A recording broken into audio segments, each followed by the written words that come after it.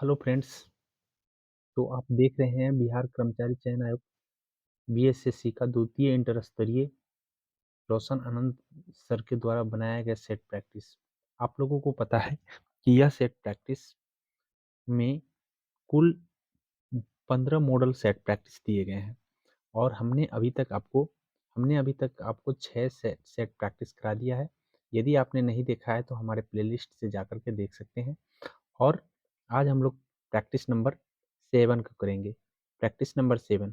Friends, मैं आपको बता दूं कि हमने अभी तक प्लेटफॉर्म का volume set practice 1 to 20, platform का वॉल्यूम 2 का सेट प्रैक्टिस 1 टू 20 करा दिया है। यदि आपने वो नहीं देखा है तो 100% आप जाके देखें, काफ़ी आपके लिए कारगर और हेल्पफुल साबित होगा। और दूसरी बात है कि यदि आप बीएसएससी में सफल होना चाहते हैं तो 100% है कि आप 100 बुक पढ़ने से अच्छा है कि 2 बुक अच्छी तरह से आप रिवाइज करके कंठस्थ कर लें। 100% आपका स्कोर बढ़ेगा, आपकी पॉजिटिव पॉजिटिविटी बढ़ेंगी। यानी कहने का मतलब है कि आप पॉजिटिव हो जाएंगे। तो चलिए बिना देर के हुए हम आज सेट नंबर 7 की ओर चलते हैं। तो सेट नंबर 7 की प्रैक्टिस करेंगे। तो जैसा कि आप ये स्क्रीन पे देख रहे हैं, ये सेट नंबर 7। तो फ्रेंड्स, ये रहा आपका मॉडल सेट प्रैक्टिस नंबर 7। ज्ञान बिंदु जीएस एकेडमी के द्वारा बनाया गया ये सेट प्रैक्टिस है। आपको ध्यान रखना है कि हम पहले प्रश्न की ओर बढ़ रहे हैं। पहला प्रश्न देखिए, बिना देर किए हुए हम प्रश्न नंबर 1 को देख रहे हैं। 1 नंबर प्रश्न क्या बोला है कि निम्नलिखित में कौन सा सही नहीं है। तो ध्यान रखेंगे कि ये जो है आपका 1 थर्म बराबर इतना नहीं होता है। 1 थर्म बराबर आपको होता है 105.5 मेगा जूल होता है। तो इस तरह से आपको ध्यान रखेंगे कि यही गलत है, राइट आंसर बी हो जाएगा। वही आपको ये ध्यान रखेंगे कि 1 किलोवाट घंटा 3.6 मेगा जूल के बराबर होता है। एक ब्रिटिश ऊष्मा इकाई 252 कैलोरी के बराबर होते हैं। और एक कैलोरी में आपको ध्यान रखना है कि 4.18 जूल होते हैं। तो इस तरह से आपको ध्यान रखेंगे फ्रेंड्स। कभी कभी 4.2 भी आ जाता है, तो इस बातों को लगभग में ध्यान रखेंगे। आगे हम बढ़ेंगे और अगले प्रश्न की ओर बढ़ते हैं। नेक्स्ट प्रश्न नंबर आपका है 2। देखिए 2 प्रश्न में क्या बोला है। निम्नलिखित में से कौन सा काल्पनिक अथवा दोलनी गति का उदाहरण, अर्थात काल्पनिक और दोलनी गति का उदाहरण कौन सा है, नहीं है, ये पूछा है। तो नहीं पर जरूर ध्यान रखेंगे।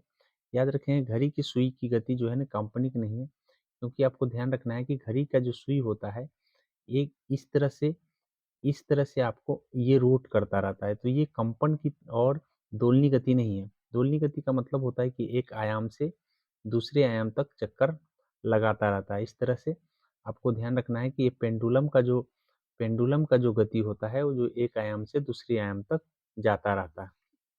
तो इस तरह से ध्यान रखेंगे।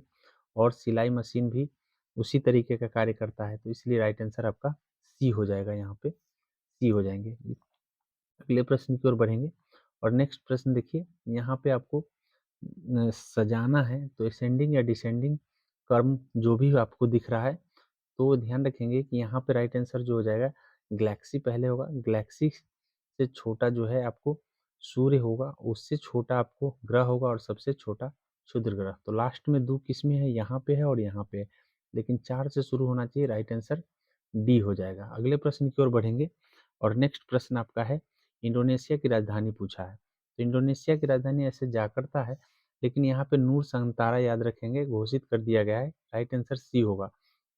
एम्स्टर्डम एम्स्टर्डम नीदरलैंड की राजधानी है। वही पोर्ट लुइस की बात करें तो पोर्ट लुइस मॉरिशस की राजधानी है। हनोई आपको ध्यान रखना है वियतनाम की राजधानी है। इस तरह से आपको सभी राजधानियां याद रखेंगे। आपको राजधानी से भी प्रश्न पूछे जाते हैं बीएसएससी में, इसलिए आपको ध्यान रखना जरूरी है। अगले प्रश्न की ओर बढ़ेंगे और अगले प्रश्न में आपको पूरा पढ़ने की जरूरत नहीं है। बस आपको ये देख लेना है कि इसका रिलेशन किससे है। बढ़ई हथौड़ा से काम करता है, तो उसी तरीके से ध्यान रखें मछुआरा जाल से काम करता है। तो राइट आंसर ए हो जाएंगे। बाद बाकी किसी से कोई रिलेशन नहीं आ रहा है। अगले प्रश्न की ओर बढ़ेंगे और नेक्स्ट प्रश्न नंबर देखिए। नेक्स्ट प्रश्न में आपसे बोला है, यहाँ यहाँ देखिए, यहाँ बोला है कि जीत द्वारा पढ़े गए पृष्ठ, जीत द्वारा पढ़े गए पृष्ठ, तो देखिए जीत का जो है पढ़ा हुआ भाग है वो 10 में 7, अर्थात जीत कितना भाग पढ़ा है? 10 भाग में 7 भाग।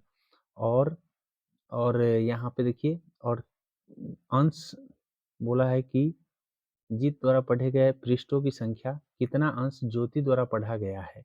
तो ज्योति द्वारा आप सबसे पहले देख लेंगे कि ज्योति द्वारा कितना पढ़ा गया, तो ज्योति द्वारा 11, 14 में 11 पढ़ा गया है, तो 11 हो गया। और जीत से कितना अंश है, तो जीत नीचे आ जाएगा, तो इस तरह से 11/7 हो जाएगा। राइट आंसर यहाँ पे ए हो जाएंगे। इस तरह से अगला प्रश्न की ओर हम बढ़ेंगे।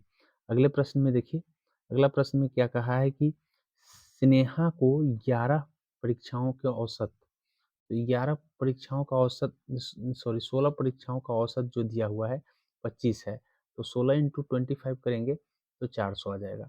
ठीक है। अब उसके बाद बोला है कि पीरियल का औसत जो है आपको 23 अंक प्राप्त हुए, लेकिन उसने क्या किया, केवल 12 परीक्षाओं में भाग लिया, अर्थात 12 परीक्षा में भाग लिया तो 12 इंटू 23 हो जाएगा। तो जब इसका करेंगे तो आपको प्राप्त होगा कि 276। तो कितने कितने लेस करके आ जाएंगे देख लीजिए, यहाँ पे जो है, यहाँ देखिए कि कितना लेस करके आएगा ये दोनों का, तो 124 आएगा, 124। अब बोला है कि शेष परीक्षाओं में प्रियल को स्नेहा के प्रदर्शन के बराबर पहुंचने के लिए 4 परीक्षा में कितने औसत अंक प्राप्त करने होंगे। तो 4 परीक्षा बचा हुआ है और 124 लाना है, तो 4 से भाग कर दीजिए। राइट आंसर आपको हो जाएगा 4 तिय 12 यानी 31। राइट आंसर सी हो जाएंगे। इस तरह से अगले प्रश्न की ओर बढ़ेंगे और अगला प्रश्न नंबर आपका होगा 8। देखिए बोला कि भारतीय संविधान की 11वीं अनुसूची द्वारा पंचायती राज संस्थाओं को दिए गए विषयों में से कौन सा सम्मिलित नहीं है। तो यहाँ ध्यान रखना है कि कौन सा विषय शामिल नहीं किया गया है पंचायती राज में। तो उच्च शिक्षा को शामिल नहीं किया गया है। पुस्तकालय है, गैर परंपरागत ऊर्जा का स्रोत है, वही सड़क और जलमार्ग भी हैं, लेकिन उच्च शिक्षा संस्थानों को शामिल नहीं किया गया है। याद रखेंगे 11वीं अनुसूची में पंचायतों को 29 विषय दिए गए हैं, वही 12वीं अनुसूची में नगर पंचायत को 18 विषय दिए गए हैं। तो इस तरह से आपको इतनी बात ध्यान रखना है। और हम कुछ और अन्य बात कर ले तो इनमें विषय क्या क्या दिया गया है 11वीं अनुसूची में, तो सड़क, गैर परंपरागत स्रोत ऊर्जा, प्राथमिक माध्यमिक तकनीकी प्रशिक्षण एवं व्यावसायिक शिक्षा, वयस्क एवं गैर वयस्क औपचारिक शिक्षा की बात किया गया है, लेकिन उच्च शिक्षा की बात नहीं किया गया है। इस तरह से आपको ध्यान रखना है। अगले प्रश्न की ओर बढ़ेंगे और नेक्स्ट प्रश्न आपको कुछ पढ़ना नहीं है, आपको सिर्फ रिलेशन देखना है। ऐसे प्रश्न के लिए आपको सिर्फ रिलेशन देखना है। दूध को लीटर में मापते हैं तो चीनी को किलोग्राम में मापते हैं। राइट आंसर डी हो जाएगा। इस तरह से अगले प्रश्न की ओर बढ़ेंगे और नेक्स्ट प्रश्न देखिए, प्रथम एंग्लो बर्मा युद्ध के बाद कौन सी संधि हुई थी। तो प्रथम एंग्लो बर्मा युद्ध के बाद आपको यांडबू की संधि हुई थी, इस बातों को ध्यान रखना है। सन 1824 से 26 में प्रथम आंग्ल बर्मा युद्ध हुई थी और लॉर्ड एमहर्स्ट के समय प्रथम आंग्ल बर्मा युद्ध लड़ा गया था। इस बातों को ध्यान रखेंगे। 1826 में बर्मा एवं अंग्रेजों के बीच यांडबू की संधि हुई थी, तो 26 में यह संधि हुआ था। 1852 में डलहौजी के समय द्वितीय आंग्ल बर्मा युद्ध हुआ था, वही आपको 1885 में डफरिन के समय तृतीय आंग्ल बर्मा युद्ध हुए थे। तो इतनी बातों को आपको ध्यान रखना है। अगले प्रश्न की ओर बढ़ेंगे और नेक्स्ट प्रश्न नंबर आपका है 11। 11 प्रश्न नंबर को देखिए, आज़ादी के बाद भारत और नेपाल के बीच, आज़ादी के बाद भारत और नेपाल के बीच बोला है कि प्रथम शांति और मित्रता संधि किस वर्ष काठमांडू के हस्ताक्षर की गई थी। तो ध्यान रखेंगे काठमांडू में हस्ताक्षर किया गया था। इसके राइट आंसर आपको ध्यान रखना है कि 1950 में यह संधि हुई थी। नेपाल और भारत के नागरिक को एक दूसरे से आने जाने की पूरी छूट है इस संधि के तहत। और वही साल 2008 में नेपाल को प्रथम गणराज्य घोषित जो है 2008 में किया गया था। तो इतनी बात तो आपको ध्यान रखना है। अगले प्रश्न की ओर बढ़ेंगे और अगला प्रश्न बोला है कि भाई यहाँ पे रिलेशन क्या है और उसी रिलेशन के अकॉर्डिंग आपको ढूंढना है। तो यहाँ 8 का स्क्वायर कर दिया, 8 का क्यूब कर दिया, तो ऐसा किस में है। तो यहाँ देखिए 11 का स्क्वायर है, 11 का क्यूब है, तो राइट आंसर डी हो जाएंगे। इस तरह से आपका राइट आंसर डी होगा। अगले प्रश्न की ओर बढ़ेंगे और नेक्स्ट प्रश्न है, भारत प्रवेश द्वार किस शहर को कहा गया है। तो भारत का प्रवेश द्वार मुंबई को कहा गया है, इस बातों को ध्यान रखेंगे। कोलकाता को डायमंड हार्बर, महलों का शहर भी कहा गया है, वही टॉलीवुड भी, भारत का टॉलीवुड। कोची को अरब सागर की रानी कहा गया है।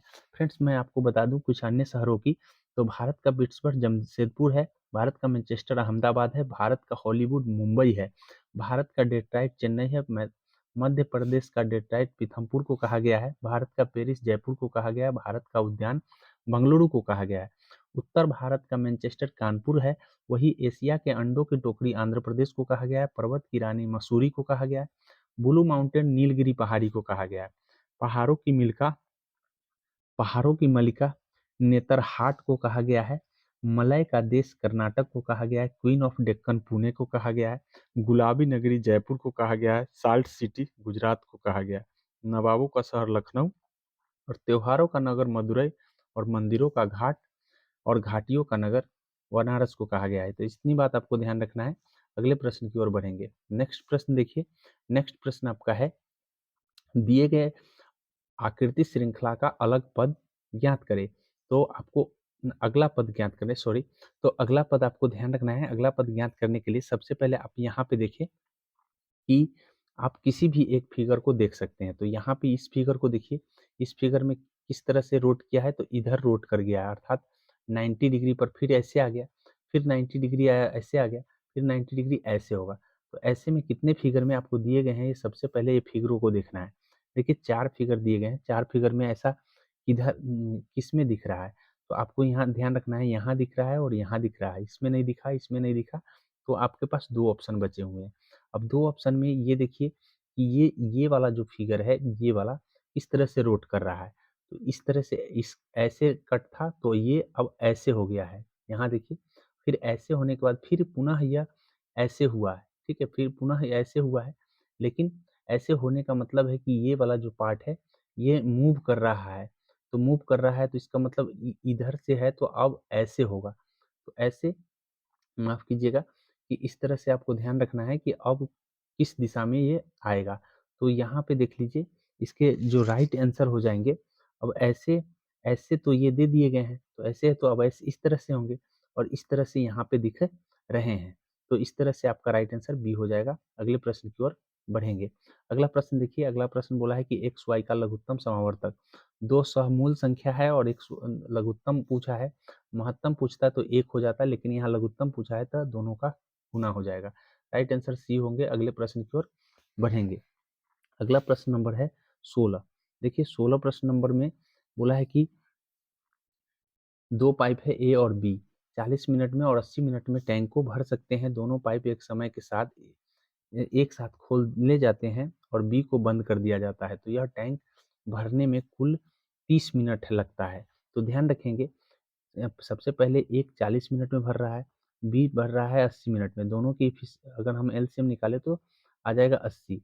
ए की एफिशिएंसी 2 का है, 2 लीटर का, और बी का एफिशिएंसी 1 लीटर का है। ऐसी परिस्थिति में आपको ध्यान रखना है कि टोटल 3 लीटर भरने का 1 घंटे का मतलब 1 मिनट का टाइम है। अब ऐसी परिस्थिति में यहाँ पे देखिए कि 30 मिनट तक कौन चला? बी तो बंद हुआ, तो इसका मतलब 30 मिनट तक चला है आपका ए। तो ए 30 मिनट में कितना कर दिया होगा? तो इंटू में 30 करेंगे तो इक्वल टू आ जाएगा 60, अर्थात इसने 60 लीटर भर दिया होगा। तो भरना कितना है? 80 लीटर। 80 लीटर और 60 लीटर 20 लीटर का अंतर है। इसका मतलब है कि अब जो है काम किया होगा, जो बचा हुआ है वो बी किया होगा। बी की एफिशिएंसी क्या है? 1 है। 1 से जब इसमें आप भाग करेंगे तो 20 का 20 ही आएगा, राइट आंसर हो जाएगा आपका, राइट आंसर बी हो जाएगा। इस तरह से आपको ध्यान रखना है। अगले प्रश्न की ओर बढ़ेंगे और नेक्स्ट प्रश्न देखिए, मणिपुर का कौन सा समुदाय हर साल गणना फसल के मौसम के बाद गान नगाई उत्सव मनाता है? तो ध्यान रखेंगे कि गान नगाई उत्सव जेलेरियांग मनाते हैं। इस बातों को ध्यान रखेंगे। यह समुदाय अच्छी फसल के लिए अपना आभार व्यक्त करने के लिए और आने वाले समृद्ध वर्ष के लिए और प्रार्थना करने के लिए एकत्र होते हैं। तो इतनी बात आपको ध्यान रखना है। मैते हाल ही में चर्चा में रहा है, इस बातों को ध्यान रखेंगे। मैते जो है ना, मैते संघर्ष आपको ध्यान रखना है, मणिपुर का जनजाति है और इस तरह से आपको ध्यान रखना है। यह उत्सव आमतौर पर दिसंबर जनवरी के महीने में 5 दिनों तक मनाया जाता है, इतना बात आपको ध्यान रखना है। अगले प्रश्न की ओर बढ़ेंगे और नेक्स्ट प्रश्न है, भारत ने गोल्डन सिटी को गेट टूरिज्म अवार्ड में गोल्डन एंड सिल्वर स्टार जीता है। यह समारोह किस देश में किया गया था? तो यह समारोह आपको ध्यान रखना है, जर्मनी में किया गया था। बात कर लेते हैं कुछ अन्य फैक्ट। तो भारत के पर्यटन मंत्रालय ने जर्मनी में इंटरनेशनल टूरिज्म बोर्ड्स, जिसको हम आईटीबी बर्लिन 2023 में international gold city gate tourism award silver star हासिल कर लिया है। इस बातों को ध्यान रखेंगे। अगले प्रश्न की ओर बढ़ेंगे। अगला प्रश्न आपका रीजनिंग से है। रीजनिंग में आपको देखना ये है कि क्या हो रहा है। तो सबसे पहले आपको ये ध्यान रखना है कि ये कोडिंग करते समय आपको अक्षर को आरोही क्रम में सजाया व्यवस्थित किया गया है। यहाँ देखिए कि यहाँ इसको आरोही क्रम में लिखेंगे तो पहले ए आएगा, फिर उसके बाद क्या आएगा, ए के बाद ई आएगा, ई के बाद के आएगा। तो जस्ट इसका आरोही क्रम अगर हमको किया जाए तो लास्ट में आने वाला जो है यू है, क्योंकि 21 नंबर है तो लास्ट में यू कितने में है, इसी में है, तो राइट आंसर सी हो जाएगा। इस तरह से आपको ध्यान रखना है कि क्या किया गया है। अगले प्रश्न की ओर बढ़ेंगे और बोला है सिक्किम को पूर्ण राज्य का दर्जा प्राप्त हुआ। तो सिक्किम को पूर्ण राज्य का दर्जा आपको ध्यान रखना है कि 1975 में हुआ है। 36 जब जब आपको ध्यान रखना है कि 35वां संविधान संशोधन 1974 के तहत आपको ये सह राज्य बना है, लेकिन पूर्ण राज्य आपको 36वां संविधान संशोधन 1975 के तहत बनाया गया है। बात कर लेते हैं कुछ अन्य संशोधनों की। तो अन्य संशोधन को भी आपको ध्यान रखना है, जैसे 99 संविधान संशोधन एनजीसी के लिए, एनजेसी के लिए, कोलिजियम पद्धति के लिए 2014 में किए गए थे। 100वां संविधान संशोधन की बात हम कर लेते हैं तो याद रखेंगे बांग्लादेश और भारत के भूमि समझौता से संबंधित है। बात कर लेते हैं 101वां जीएसटी से संबंधित है, जीएसटी से। इस तरह से आपको ध्यान रखना है। 102वां संविधान संशोधन की बात करें तो ओबीसी से संबंधित है। 103वां संविधान संशोधन की बात करें तो ईडब्ल्यूएस से संबंधित है।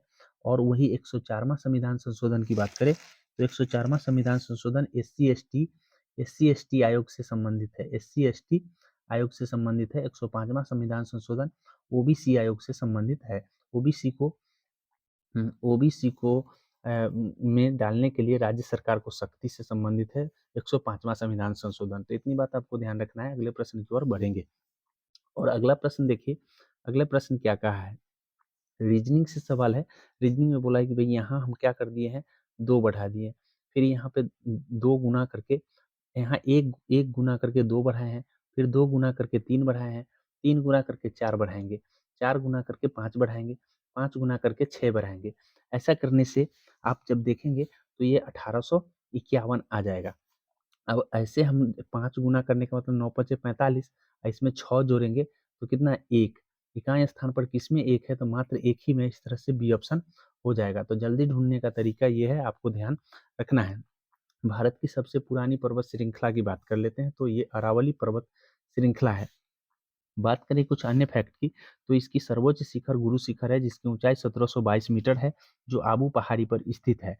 और अरावली पर्वतमाला पश्चिमी भारत की एक मुख्य जलवायु विभाजक भी काम करता है। तो याद रखेंगे कि कौन सी पर्वतमाला है जो भारत के मुख्य जलवायु विभाजक है, तो अरावली है। लूनी नदी इस पर्वत से निकलने की वाली राजस्थान मैदान की सर्वाधिक महत्वपूर्ण नदी है, जो राजस्थान बांगर या थार मरुस्थल से होते हुए गुजरात के कच्छ के रण में जाकर विलीन हो जाती है। इसीलिए अंतः स्थलीय अपवाह तंत्र के उदाहरण के रूप में जानी जाती है। अरावली एक प्राचीन मोरदार अवशिष्ट पर्वत का उदाहरण है, जो राजस्थान बांगर को केंद्रीय उच्च भूमि से अलग करता है। बात कर लेते हैं हम पश्चिमी घाट की। तो पश्चिमी घाट आपको ध्यान रखना है कि इसका नाम साहिद्री साहिद्री है भी है, साहिद्री भी कहा जाता है इसे। और इसमें नीलगिरी, अन्नामलाई, इलायची की पहाड़ी स्थित है। इसमें कुछ दर्रे हैं जो थालघाट, भोरघाट, पालघाट और सेनकोट दर्रा है। थालघाट महाराष्ट्र में है, जो मुंबई और नासिक में से जाता है। भोरघाट दर्रा जो है मुंबई और पुणे को जोड़ता है। वही पालघाट आपको ध्यान रखना है कोयम्बटूर से पालकक्कर को जोड़ता है। और सेनकोट दर्रा आपको तिरुवनंतपुरम से मदुरई को जोड़ता है। बात कर लेते हैं हम पूर्वी घाट की। तो पूर्वी घाट में आपको ध्यान रखना है कि पूर्वी घाट में आंध्र प्रदेश में नल्लामलाई पहाड़ी, बेलीकोंडा और पालकोंडा और नगरी पहाड़ी है। वही तमिलनाडु में जवादी और सेवराई पहाड़ी है। पंचामलाई में पंचामलाई पहाड़ी है, सेवराई पहाड़ी है, जवादी पहाड़ी है और सिरू मलाई पहाड़ी, तो इतनी पहाड़ी तमिलनाडु में पड़ता है। इस बातों को ध्यान रखेंगे। अगले प्रश्न की ओर बढ़ेंगे। नेक्स्ट प्रश्न देखिए, नेक्स्ट प्रश्न आपका है रीजनिंग। रीजनिंग में क्या है, क्या प्रोसेस है, तो आपको ध्यान रखना ये है कि 51 से यदि आप 32 घटाते हैं, 51 से 32 घटाते तो 19 आता है। वही अगर आप 51 से 32 में 51 से 32 घटाएंगे तो 51 से 32 घटाएंगे तो 19 आएगा। फिर यदि आप 19 और 18 को ऐड करेंगे तो कितना आएगा, 17 आएंगे। 51 से 32 घटा दीजिए। और उसी प्रकार आपको ध्यान रखना है कि जब आप 27 से 16 घटाते हैं, 27 से 16 घटाते हैं तो कितना आता है, 11। और फिर उसी तरीके से आप 27 से 17 घटाते हैं तो कितना आता है, तो 27 से 17 घटाते हैं तो 10 आएगा। अब 10 आएगा तो इस तरह से आपको ध्यान रखना है कि एक अंतर आ रहा है यहाँ पर भी। तो एक अंतर आने के लिए आपको क्या घटाना पड़ रहा है, 17। इसलिए राइट आंसर यहाँ पे 17 हो जाएगा। इस तरह से अगले प्रश्न की ओर बढ़ेंगे। और नेक्स्ट प्रश्न देखिए कि शुंग वंश के संस्थापक किस वंश का सेनानायक था। तो याद रखेंगे, एक टर्म आपको याद रखना है, हसीन, मोर, सुगा, कौवा, सब।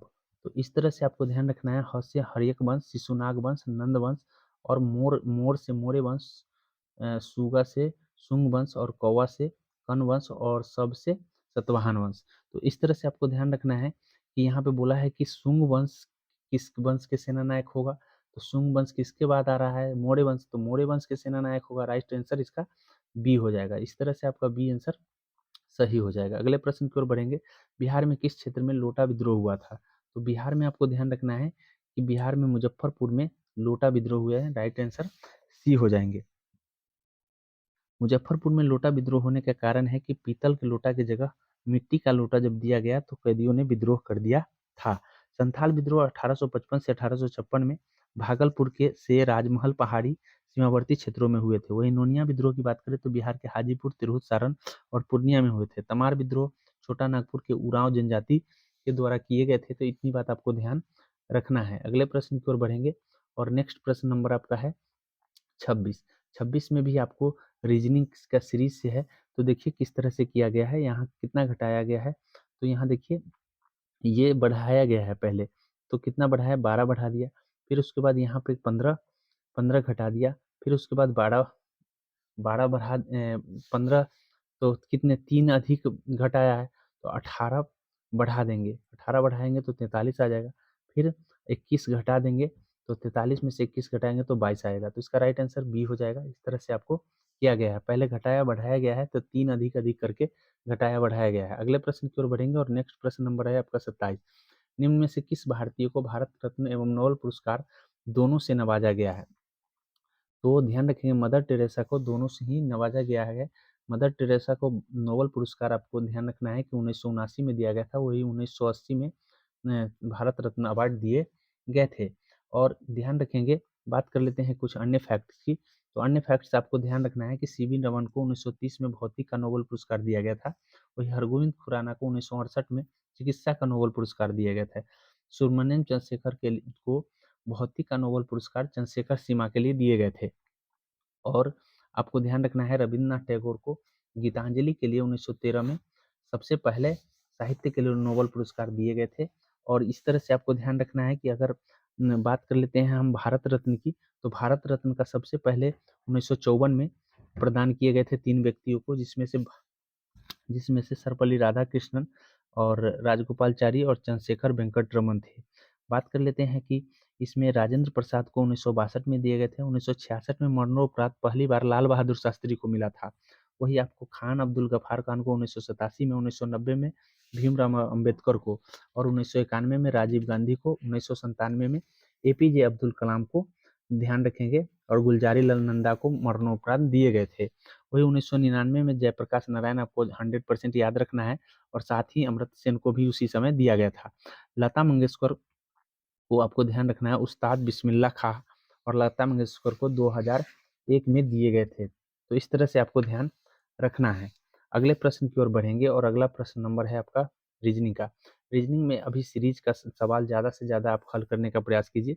यहाँ पे देखिए, यहाँ पे कितना बढ़ा दिया है, तो यहाँ पे 5 बढ़ाया है, फिर 5 बढ़ाने के बाद यहाँ पे कितना बढ़ाया है, तो यहाँ पे बढ़ाया है 8 बढ़ाया है, फिर इसके बाद यहाँ देखिए कितना बढ़ाया है, तो इतना बढ़ाया है, यहाँ पे देखिए तो 13 बढ़ाया है।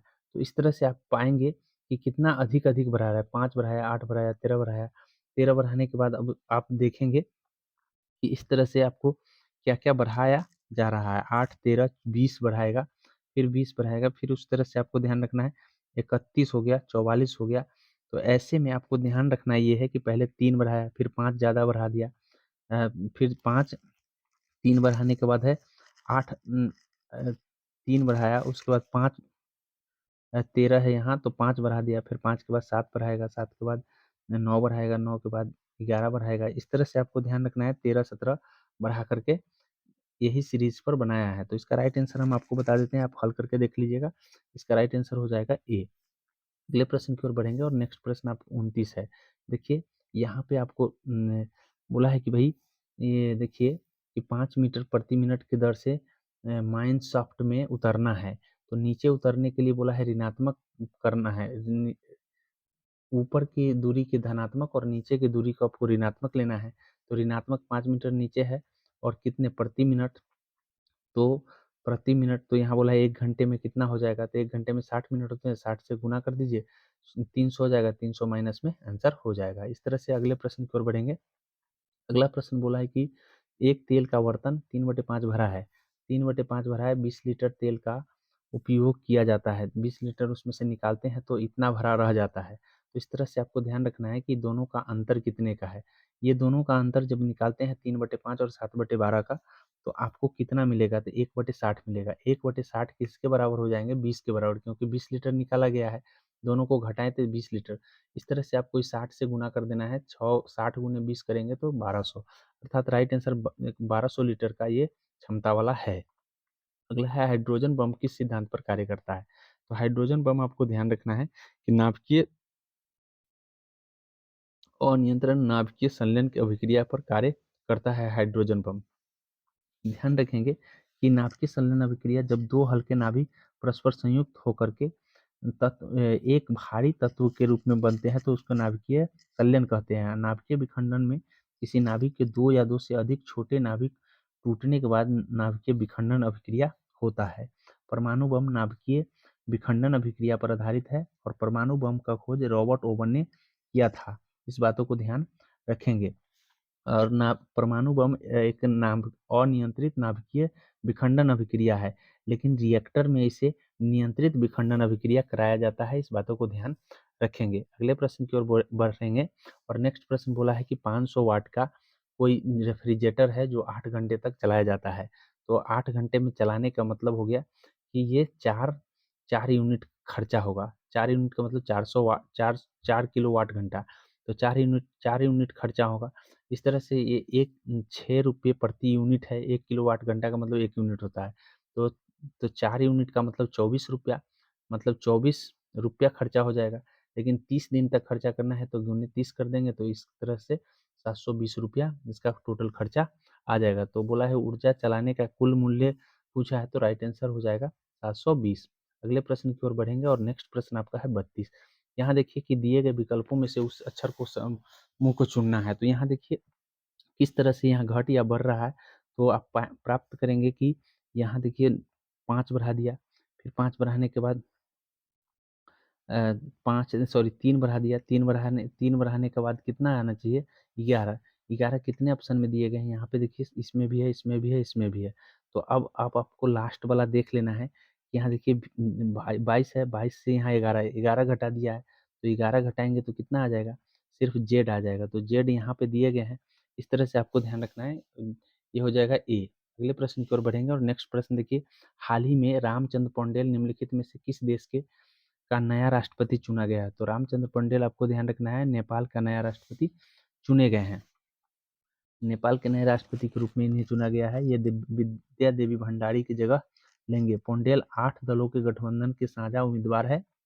इस बातों को ध्यान रखना है। अगले प्रश्न की ओर बढ़ेंगे और नेक्स्ट प्रश्न है आपका, भारतीय फिल्म डैश गीत के सर्वश्रेष्ठ मूल गीत के लिए प्रतिष्ठित ऑस्कर अवार्ड किस फ़िल्म को मिला है? तो फ़िल्म आरआर को मिला है। सॉन्ग नाटू नाटू के लिए मिले गए हैं। यह 95वें अकादमी पुरस्कार समारोह में इसे दिया गया है, इस बातों को ध्यान रखेंगे।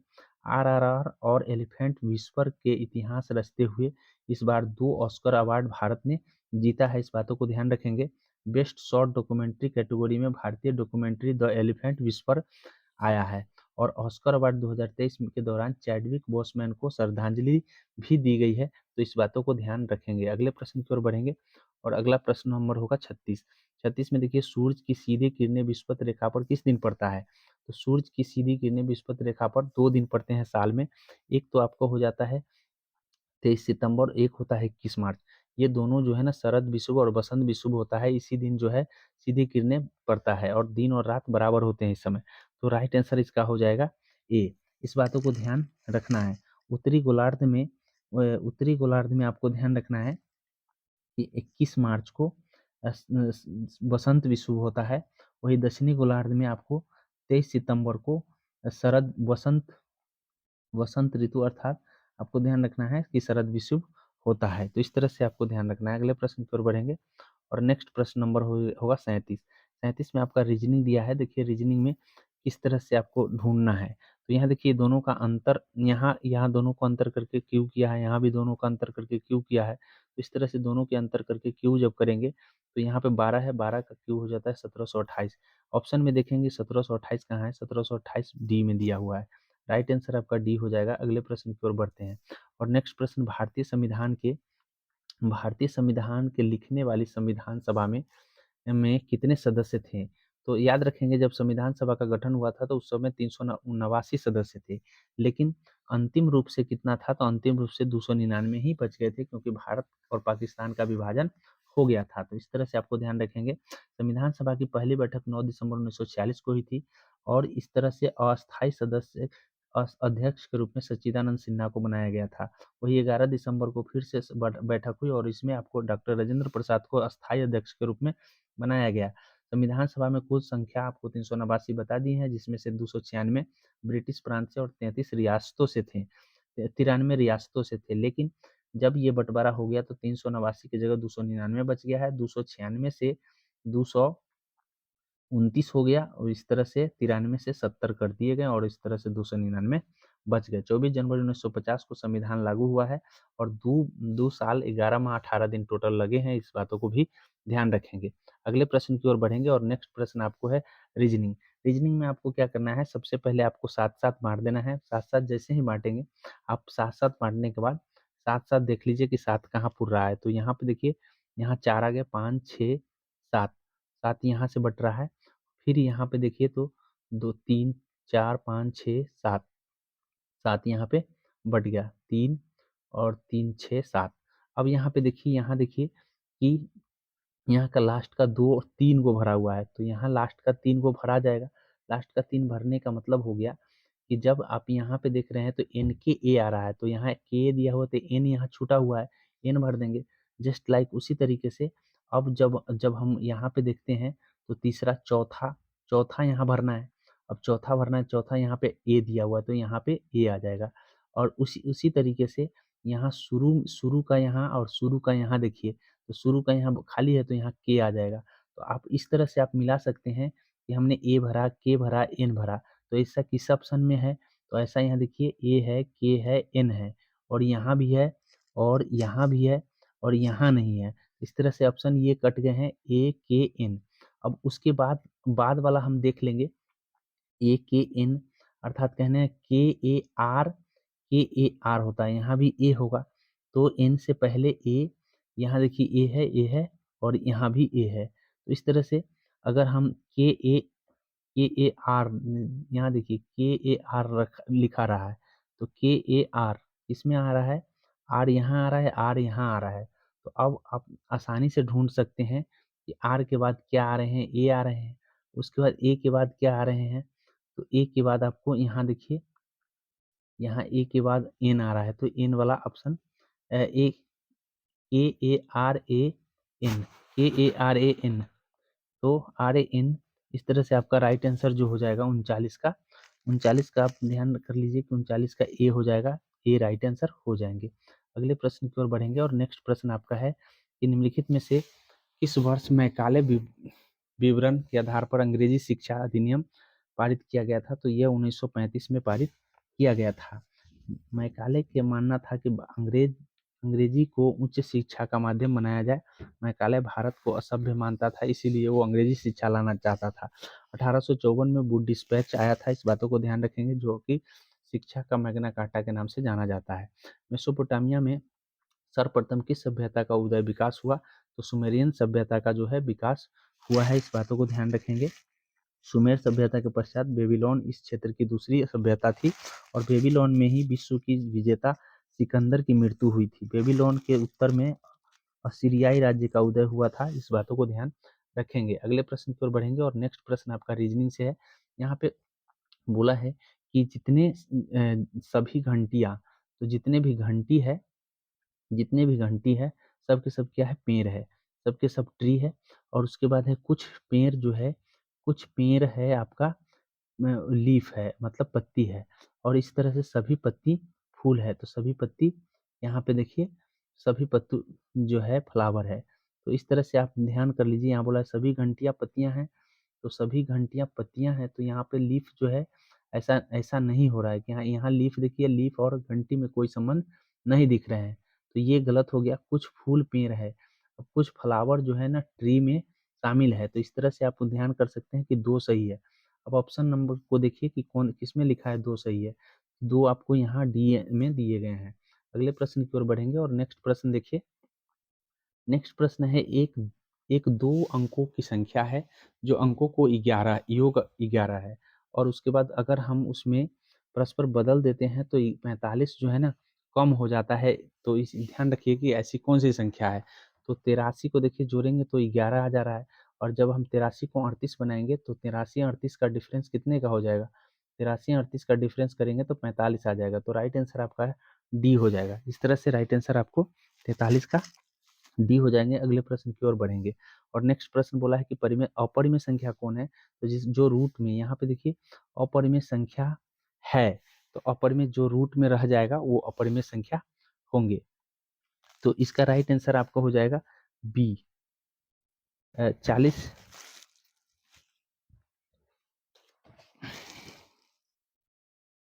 यहाँ पे देखिए कि किस तरह से आपका ए होना चाहिए। यहाँ पे ए परिमेय संख्या है, यहाँ पे अपरिमेय संख्या, कौन सी संख्या अपरिमेय है? तो 40 96 में कितने दो होते हैं? और उसके बाद है, तो 40 96 में यदि आप निकालेंगे तो टोटल दो 6 गो दो आएगा, यानी 12 गो दो आएंगे, तो 12 दो में से ये निकल जाएगा। तो इस तरह से 40 96 तो होगा नहीं, और यहाँ 40 96 8 गो में से निकालना है, नहीं 6 गो में से निकलेगा।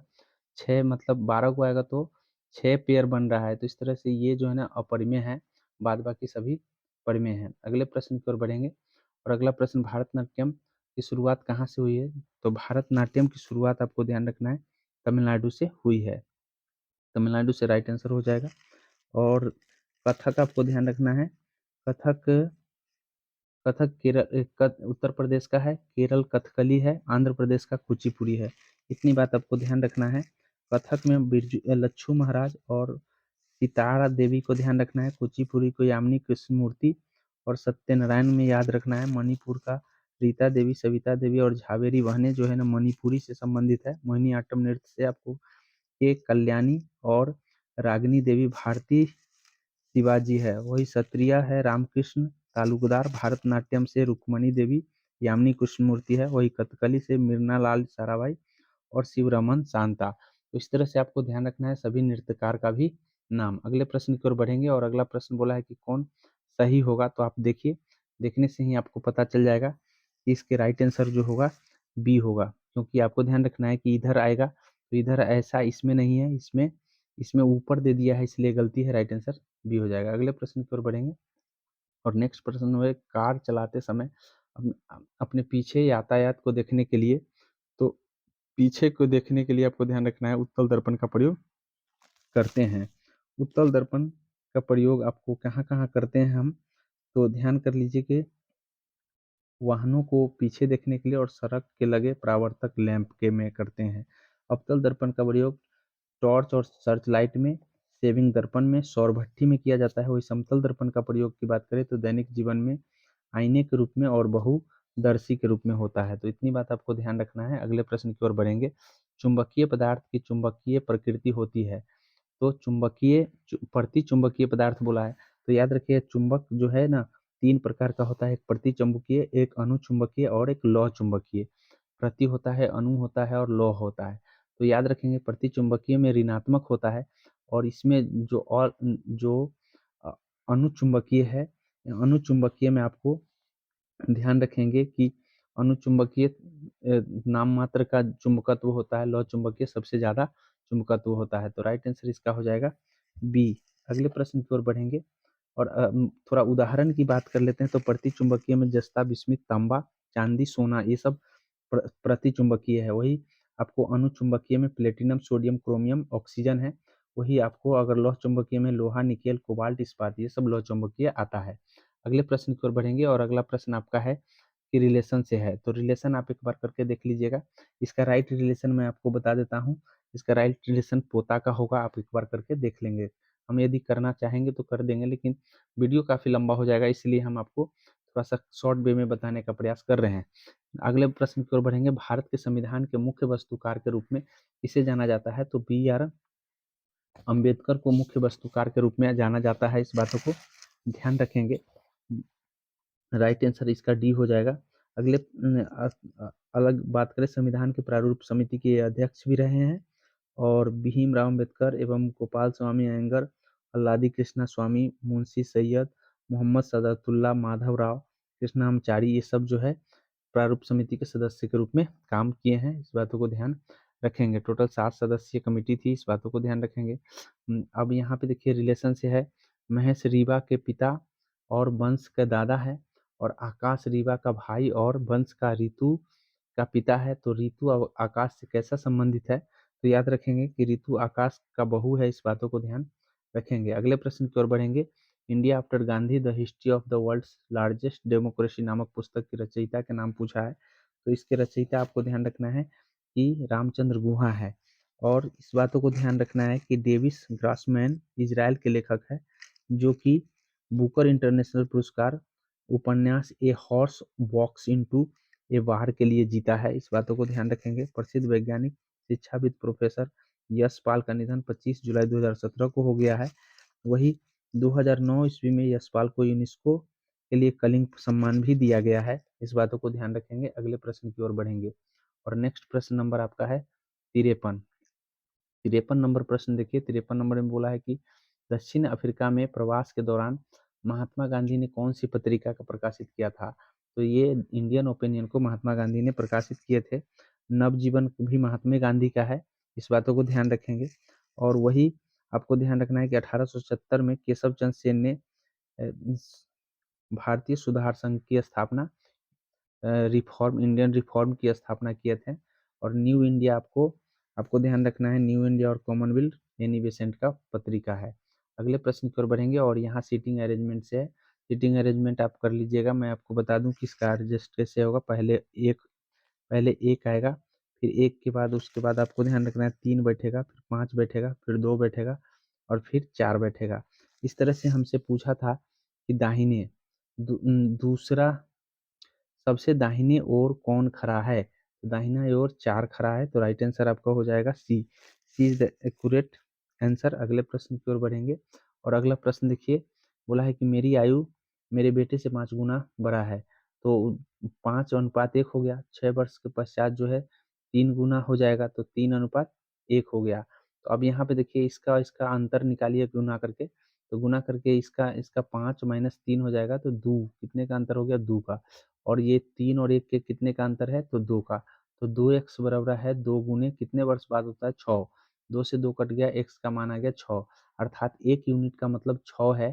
तो यहाँ पे बोला है कि 5 यूनिट का मतलब क्या होगा? तो 5 यूनिट का मतलब 30 वर्ष होगा और 1 यूनिट का मतलब कितना हो जाएगा? 6। लेकिन हमसे बोला है कि 2 वर्ष के बाद हमारी आयु क्या होगा? तो 30 में 2 जोड़ देंगे तो 32 वर्ष हो जाएगा और इसमें 2 जोड़ देंगे तो 8 वर्ष। 32 और 8 कितने ऑप्शन में दिया है? एक ऑप्शन में B is the accurate answer हो जाएगा। अगले प्रश्न की ओर बढ़ेंगे और अगला प्रश्न देखिए कि बोला है कि 50 दर्जन अंडे इतना रुपये दर्जन की प्रति दर्जन की दर से खरीदा गया है, वही 20 अंडा टूट जाता है तो 80 पैसे के अंडे के दर से बेच दिया जाता है। तो लाभ अथवा हानि बताना है। तो सबसे पहले इसका 50 दर्जन अंडा का दाम निकाल लीजिए कितना होगा। तो 50 दर्जन अंडे का दाम अगर निकालते हैं तो ये कितने आ जाएंगे। पहले सबसे पहले तो यहाँ देखिए 50 दर्जन का हो जाएगा 600 अंडा। अब 600 अंडा में आपको ध्यान रखना है, इससे जब गुना करते हैं तो इसका राइट आंसर जो हो जाएगा आपको ध्यान रखना है कि 420 हो जाएगा। 420, लेकिन जैसे ही आप 20 अंडा तोड़ देते हैं तो 580, 580 में जैसे ही 80 से गुना करते हैं तो 580 से जब जब 80 80 में गुना करते हैं तो ये आपको आ जाता है 46400, अर्थात इतना रुपया आ जाता है 464। तो कितना ज़्यादा है? 44 रुपया ज़्यादा है। 44 रुपये का लाभ हो जाता है। इस तरह से आपको ध्यान रखना है। अगले प्रश्न की ओर बढ़ेंगे। 5 व्यक्ति जो है बैठा हुआ है सीधी पंक्ति में। तो इस तरह से सीधी पंक्ति में आपको ध्यान रखना है। पहले आई बैठेगा, फिर एम बैठेगा, फिर जे बैठेगा, फिर के बैठेगा और फिर एल बैठेगा और फिर उसके बाद के बैठेगा। तो इस तरह से बोला है कि मध्य में कौन है? तो मध्य में जे है। इस तरह से जे इसका राइट आंसर हो जाएगा। अगले प्रश्न की ओर बढ़ेंगे। निम्नलिखित में नगर में संयुक्त राष्ट्र का मुख्यालय कहाँ है? तो संयुक्त राष्ट्र का मुख्यालय न्यूयॉर्क में है। इस बातों को ध्यान रखिए। और और आपको ध्यान रखना ये है कि इसमें कुल 193 सदस्य हैं। यूएन का महासचिव एंटोनियो गुतेरेस है। यूनेस्को का मुख्यालय आपको ध्यान रखना है पेरिस में है। और विश्व बैंक का मुख्यालय, अंतर्राष्ट्रीय मुद्रा कोष का मुख्यालय वाशिंगटन डीसी है। तो इस तरह से आपको ध्यान रखना है। अगले प्रश्न की ओर बढ़ेंगे और नेक्स्ट प्रश्न नंबर आपका 59 है। यहाँ देखिए कि यहाँ पे डायरेक्शन से सवाल पूछा है कि 3 किलोमीटर पहले पहले जो है आपको किस दिशा में मयंक जो है उत्तर की ओर 10 किलोमीटर वाहन चलाता है। तो उत्तर की ओर 10 किलोमीटर चल गए। उत्तर की ओर 10 किलोमीटर चलाया, वहाँ से वह दाएं मुड़ता है तो दाएं मुड़ने के बाद 8 किलोमीटर चल गया। फिर उसके बाद फिर वह दाएं मुड़ा और 6 किलोमीटर चला। तो दाएं मुड़ने के बाद नीचे चला और यहाँ तक आया 6 किलोमीटर हो गया। इस तरह से आप फिर वह दाएं मुड़ा और दाएं मुड़ने के बाद वह 5 किलोमीटर चला तो यहाँ तक आया और 5 किलोमीटर चला। तो यहाँ अब कितना बचा हुआ है? 3, क्योंकि टोटल 8 है तो 8 में यहाँ पे बचा हुआ है 3 और ये पूरा 10 है। तो 10 में से ये 6 इतना चला गया है तो इधर कितना बच गया? 4। तो इधर 4 है और इधर 3 है। तो 4 ये दूरी पूछा है हमसे कि कितना है, तो दूरी आ जाएगा 5। याद कर लीजिए 5 आ जाएगा। इस तरह से आपको अगले प्रश्न की ओर बढ़ेंगे। स्विस फॉर्म जारी रिपोर्ट में एयर का जारी रिपोर्ट में जो है क्वालिटी इंडेक्स में 2022 में भारत का रैंक कौन सा रहा है? तो 8वां रहा है। इस बातों को ध्यान रखेंगे। अगले प्रश्न की ओर बढ़ेंगे और बोला है अरालम वन्यजीव अभयारण्य पक्षी जनगणना के 161 नए प्रजाति की पहचान की गई है। यह कहाँ है? तो अरालम जो है आपको केरल में है। इस बातों को ध्यान रखेंगे। अगले प्रश्न की ओर बढ़ेंगे। अरालम जो है आपको पक्षी अभयारण्य वन्यजीव अभयारण्य है यह और यह केरल में है। अभी तक जो है नई प्रजाति 161 प्रजाति यहाँ पे खोजी गई है। इस बातों को भी ध्यान रखेंगे। अगले प्रश्न की ओर बढ़ेंगे। 62 नंबर। 62 नंबर में आपको सजाना है। सजाने का तरीका मैं पिछले वीडियो में आपको बता चुका हूँ कि पहले आपको सबसे पहले यहाँ 4 है देखना नहीं है 4 को, 1 2 को देखना है। 1 2 को देखेंगे, फिर 1 2 को जैसे ही आप देखेंगे तो आपको 2 जो है पहले होगा। तो 2 पहले होगा तो इसलिए ये वाला और ये वाला कट जाएगा। अब उसके बाद आपको ध्यान रखना है कि 2 के बाद 1 1 आ रहा है इसमें भी और इसमें भी, तो 1 को नहीं देखना है। 5 और 3 में से देख लीजिए कि कौन आएगा पहले। तो 5 और 3 में से जब आप देखेंगे तो पहले 5 आएगा, राइट आंसर ए हो जाएगा। अगले प्रश्न की ओर बढ़ेंगे और अगला प्रश्न डोबेराइनर के त्रिक उपलब्धि क्या है? तो डोबेराइनर की त्रिक उपलब्धि आपको ध्यान रखना है तत्वों के गुणधर्म को परमाणु दरम्यानों के साथ जोड़ने का पहला प्रयास इन्होंने ही किया था। राइट आंसर डी हो जाएगा। परमाणु का आकार किसके द्वारा निर्धारित किया जाता है? तो परमाणु का आकार परमाणु त्रिज्या से निर्धारित किए जाते हैं। इस बातों को ध्यान रखेंगे।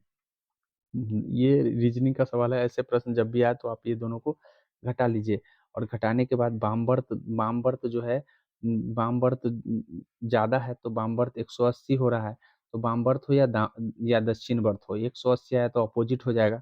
तो पहले किस दिशा में था? पश्चिम दिशा में, तो यहाँ पे पूर्व दिशा में राइट आंसर बी हो जाएगा। अगले प्रश्न की ओर बढ़ेंगे और अगला प्रश्न देखिए, अगला प्रश्न नंबर है आपका कि ए बी का अनुपात दिया हुआ है और फिर बी सी का अनुपात दिया हुआ है, तो निकालने का तरीका क्या है? आपको ए बी का अनुपात 4:15 है और उसके बाद आपको ध्यान रखना है 9:13 हो जाएगा। जैसे ही इसको गुना करेंगे तो 36 आ जाएगा, जैसे ही इसका गुना करेंगे तो आप 15 गुने 9 आ जाएगा, फिर जैसे ही गुना करेंगे 15 गुने 13 आ जाएगा। तो क्या चीज़ से काट सकते हैं? 3 से काट सकते हैं, सबको 3 से काट सकते हैं। तो इस तरह से ध्यान रखिएगा, 3 से काटने पर 12 राइट आंसर, पहला 12 आ रहा है तो 12 वाला एक ही ऑप्शन में दिया है, इस तरह से ए आ जाएगा। अगले प्रश्न की ओर बढ़ेंगे और यहाँ पे देखिए बोला है कि किसी मिश्र धातु में 37.5% चांदी है और यदि मिश्र धातु की मात्रा 117 ग्राम चांदी थी, तो यानी 37.5% बराबर है 117 है, तो 100% आपको तो बोला है कि अन्य मिश्र धातु कितना परसेंट है, तो आपको 62% निकाल देना है। सबसे पहले 100% निकालेंगे, 117 बटे 37.5 लिख देंगे या गुने में आपको 100, ये 100% आ गया और 62% निकाल देना है, तो 62% 62.5 बटे 100, बस इससे इसको काट दीजिए और काट करके आप काटिएगा तो लास्ट में आपको कैलकुलेट करके आएगा। मैं आपको बता देता हूँ कि इसका राइट आंसर जो हो जाएगा बी हो जाएगा, 195 आ जाएगा, 195, या हम ऐसे भी निकाल सकते हैं। हाँ, 195 राइट आंसर हो जाएगा। अगले प्रश्न की ओर बढ़ेंगे। अगले है जनहित याचिका किस न्यायालय में दायर किया जाता है? तो जनहित याचिका आपको ध्यान रखना है सर्वोच्च न्यायालय और उच्च न्यायालय दोनों में ही दायर किए जाते हैं। राइट आंसर हो जाएगा सी। अगले अब बात कर लेते हैं कुछ अन्य फैक्ट की। तो भारत में जनहित याचिका जो है ना, की शुरुआत 1980 में हुआ है, के दशक हुआ है और मुख्य न्यायमूर्ति पी.एन. भगवती की अवधारणा से यह आया है। अगले प्रश्न की ओर बढ़िए और अगला प्रश्न देखिए कि भाई अगले सीरीज में बोला है कि कौन आएगा। तो अगले सीरीज में आप देखिए कि इस ओर घूमा है, तो अब इस कोने में घूम गया, फिर इस कोने में घूम गया, फिर इस कोने में घूम गया, तो अब जो है इस कोने में पुनः घूम गया चौथा नंबर पर। तो पांचवा नंबर आपका इस कोना में घुमा हुआ दिखना चाहिए, तो ये तो है नहीं, ये राइट ए हो जाएगा। अगले प्रश्न की ओर बढ़ेंगे और नेक्स्ट प्रश्न नंबर आपका है 70। विश्व जैव विविधता दिवस, विश्व जैव विविधता दिवस 22 मार्च को मनाते हैं, इस बातों को ध्यान रखेंगे।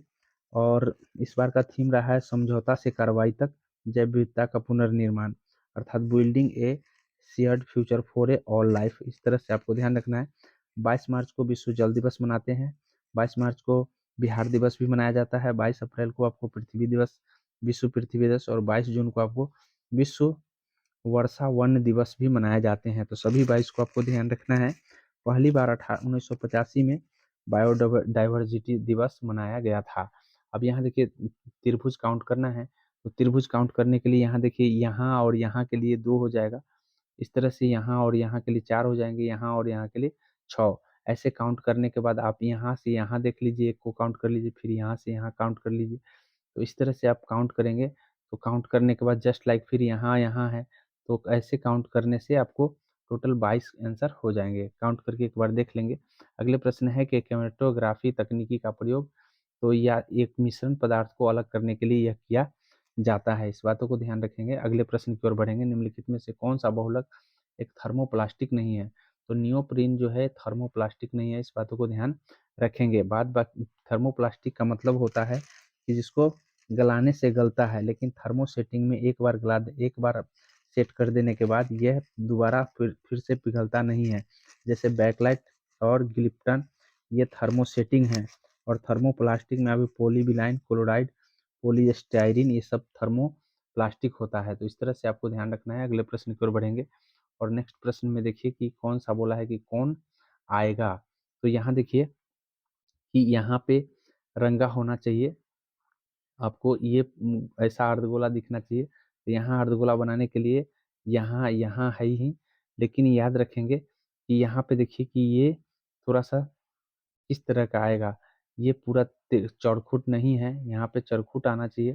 तो यहाँ राइट आंसर बी हो जाएगा। अगले प्रश्न की ओर बढ़ेंगे और अगला प्रश्न, भारत के एकमात्र सक्रिय ज्वालामुखी कौन सा है? तो भारत का एकमात्र सक्रिय ज्वालामुखी याद रखिए नारकोंडम नौरहा का मतलब सुसुप्त हो गया, और बैरन है। दो ज्वालामुखी है जिसमें से बैरन सक्रिय है और ये सुसुप्त है। तो न्यू मूर द्वीप की बात कर लेते हैं थोड़ा सा। तो न्यू मूर जो द्वीप है, आपको ध्यान रखना है कि यह द्वीप बंगाल की खाड़ी में स्थित है और निर्वासित द्वीप है। समुद्र के स्तर को बढ़ाने के कारण 2010 तक गायब हो गया है। लक्षद्वीप 11 डिग्री चैनल द्वारा दो भागों में विभक्त होता है। इस बातों को ध्यान रखेंगे। अगले अमीनी द्वीप 11 डिग्री चैनल जो है ना उत्तरी अमीनी द्वीप और दक्षिणी कन्नोरे द्वीप को अलग करता है। अगले प्रश्न की ओर बढ़ेंगे और नेक्स्ट प्रश्न आपका इमेज से है। देखिए इमेज में बोला है कि कौन सा आएगा, तो इसका राइट आंसर आपको ध्यान रखना है कि बी आएगा, बी हो जाएगा इसका राइट आंसर, और इस तरह से आप पहचान सकते हैं। अगले प्रश्न की ओर बढ़ेंगे और यहाँ मैथमेटिक्स से है। बोला है कि लंबाई चौड़ाई का अनुपात दिया हुआ है, उसके बाद लंबाई चौड़ाई का अनुपात दिया है तो आप इससे लंबाई चौड़ाई निकाल सकते हैं। 12 से इसमें भाग कर दीजिए, 12 से भाग करने से 12 एकम 12, 2 5, 12 दूना 24, और उसके बाद है 1, 12 एकम 12, 121 आ गया। अर्थात एक्स की वैल्यू जो आएगी, एक्स की वैल्यू 11 आ जाएगी, क्योंकि एक्स स्क्वायर का वैल्यू इतना आ गया और एक्स की वैल्यू आपको हो जाएगा 11। कैसे एक्स की वैल्यू, तो 4x गुने 3x करेंगे तो यह 12x स्क्वायर आएगा, 12 से हमने भाग कर दिया तो एक्स स्क्वायर इजकल टू इतना 11 आ गया। एक यूनिट का मतलब एक्स का मतलब 11 है, तो 11 चौक 44, लंबाई हो गया, चौड़ाई 33 हो जाएगा। तो इस तरह से आपको क्या निकालना है, खर्चा निकालना है। चारों तरफ से घेरे लगाने की खर्चा, तो घेरा निकालने के लिए आपको परिमाप निकालना होगा। परिमाप होता है 2 इंटू एल प्लस बी, अर्थात 44 प्लस 33 जोड़ेंगे तो आपको आ जाएगा 77। 77 गुने 2 गुने आप निकाल सकते हैं, 77 गुने 2 गुने 12। इस तरह से आप 24 से इसमें गुना करेंगे और जब गुना करेंगे तो आपको राइट आंसर 77 का हो जाएगा। आपको ध्यान रखना है ए, इस तरह से ए राइट आंसर हो जाएंगे। 1848 राइट आंसर होंगे। अगले प्रश्न की ओर बढ़ते हैं और अगला प्रश्न आपका है 78। 78 में देखिए बोला है कि X square M X N एक पूर्ण वर्ग है, तो एम एन के बीच का संबंध बताना है, तो एम स्क्वायर बराबर 4n इसका संबंध हो जाएगा। इस तरह से आपको ध्यान रखना है। प्रथम भारतीय पूरा पाषाण कलाकृति कहाँ से प्राप्त हुआ है, तो ये पोलावरम से प्राप्त हुए हैं। इस बातों को ध्यान रखेंगे। गुरु गोविंद सिंह की माता का क्या नाम है, तो गुरु गोविंद सिंह की माता का नाम गुजरी देवी थी। इसमें से कोई नहीं हो जाएगा, इस बातों को ध्यान रखेंगे। गुरु गोविंद सिंह का माता का नाम गुजरी थी। गुरु गोविंद सिंह का जन्म 1666 में हुआ था, बिहार के पटना में। सिख के 10वें गुरु थे और 1699 में द खालसा की स्थापना इन्होंने किए थे। इस बार सिखों के लिए 5 प्रकार के क जो है इन्हीं का देन है। क से केस, क से कच्छा, क से कंघी, क से कृपान, क से अनिवार्य उन्होंने ही कराया था। उन्होंने पाहुल नामक त्योहार चलाया था। गुरु गोविंद सिंह पहाड़ी प्रदेश में पौनौट नामक स्थान की स्थापना की थी। कृष्ण अवतार नामक ग्रंथ की रचना वहीं पर किया गया था। इस बातों को ध्यान रखेंगे। उनका विचार था, मैं चारों वर्णों को सिंह बना दूंगा और मुगलों को भारत से मिटा दूंगा। औरंगजेब की मृत्यु के बाद गुरु गोविंद सिंह ने उसके पुत्र बहादुर शाह का साथ दिया था।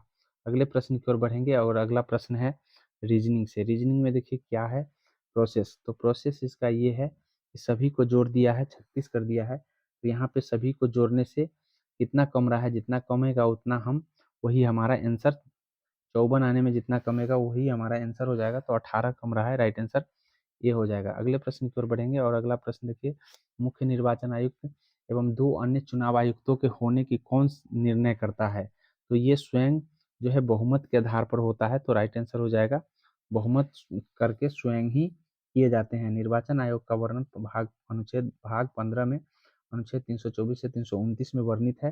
निर्वाचन आयोग की स्थापना 25 जनवरी 1950 को हुई थी और इसीलिए हम 25 जनवरी को मतदाता दिवस मनाते हैं।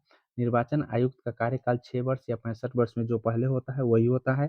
पहले चुनाव आयोग एक सदस्यीय हुआ करता था, लेकिन 1993 से यह 3 सदस्यीय कमेटी है। इस बातों को ध्यान रखेंगे।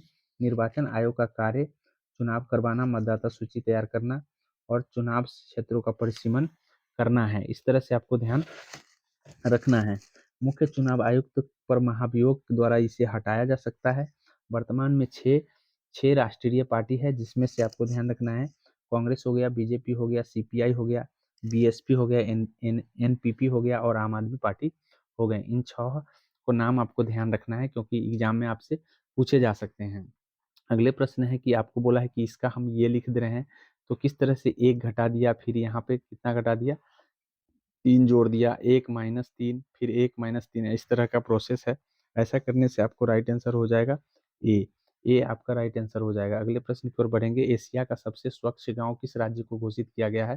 तो मेघालय राज्य को एशिया का सबसे स्वच्छ गांव घोषित किया गया है, इस बातों को ध्यान रखेंगे। और मेघालय पहाड़ी स्थित मेलिंगोनोंग एशिया का सबसे स्वच्छ गांव है। मणिपुर माओ प्रसिद्ध पर्यटन स्थल है। हाथी मिर्च को ब्लैक राइस को मणिपुर का जीआई टैग मिला है। वही अरुणाचल प्रदेश के इंदु मिश्मी कपड़ा को जीआई टैग मिले हैं और मिजोरम का हमराम शॉल को जीआई टैग दिए गए हैं। तो इन सभी बातों को आपको ध्यान रखना है। अगले प्रश्न की ओर बढ़ेंगे और नेक्स्ट प्रश्न आपका रीजनिंग से है। बोला है कि स्टाफ को ये लिखा जा रहा है, तो देखिए एस के मतलब है आर टी, पहले आगे का आगे पीछे का अक्षर लिख दिए गए हैं। उसी तरीके से एफ का आगे पीछे का अक्षर है, तो सबका इसी तरीके से हम देख लेंगे। आर का कहाँ आगे पीछे कौन होता है, क्यू होता है और एस होता है। तो क्यू एस आपको ध्यान रखना है, यहाँ दिया है यहाँ दिया है, ये ऑप्शन ये कट गए। अब उसी तरीके से आप देखिए कि ओ के आगे पीछे का ओ नहीं होता है, इसलिए ये कट गए, तो राइट आंसर हो जाएगा आपका डी। अगले प्रश्न की ओर बढ़ेंगे और नेक्स्ट प्रश्न नंबर आपका 86 है। 86 में देखिए हाल ही में श्री सोमनाथ संस्कृत विश्वविद्यालय प्रकाशित सौराष्ट्र तमिल संगम प्रशस्ति पुस्तक का विमोचन किसने किया है? तो ध्यान रखेंगे इसको नरेंद्र मोदी के द्वारा विमोचन किया गया है।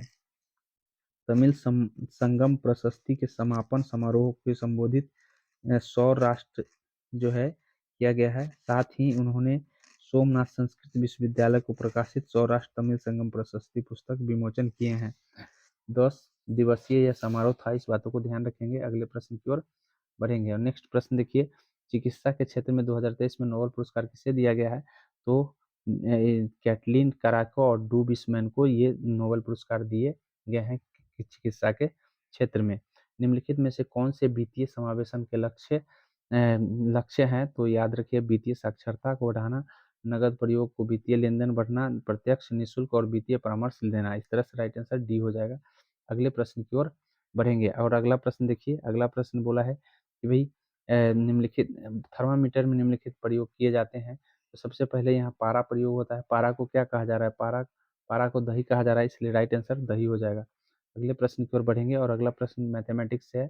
देखिए मैथमेटिक्स में बोला है कि इतना रुपया है जिसको हम 3% ब्याज पर 8 वर्ष के लिए और 5% ब्याज पर 3 वर्ष के लिए लगा देते हैं।